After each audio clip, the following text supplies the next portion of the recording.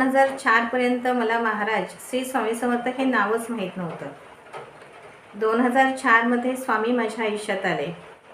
त्याचं कारण म्हणजे काय, मी खूप आजारी असायचे आणि माझे सगळे रिपोर्ट्स वगैरे नॉर्मल असायचे, मेडिकल सगळं चालूच होतं, रिपोर्ट्स नॉर्मल असायचे, डॉक्टरही काही करू शकत नव्हते.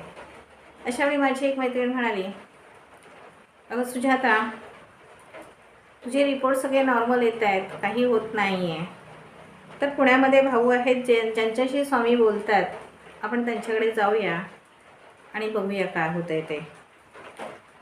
आणि मग आम्ही भाऊंकडे गेलो. भाऊनी 6 महिने खूप प्रयत्न केले, पण त्याच्यातूनही काही निष्पन्न होत नव्हतं. तेव्हा भाऊनी मला सांगितलं, आजपासून सगळं सोडून दे, सासर माहेर सारं काही तुझं स्वामीच आहेत, आई बाप सगळं काही स्वामीच, आणि त्यांच्यावर सगळा भार सोडून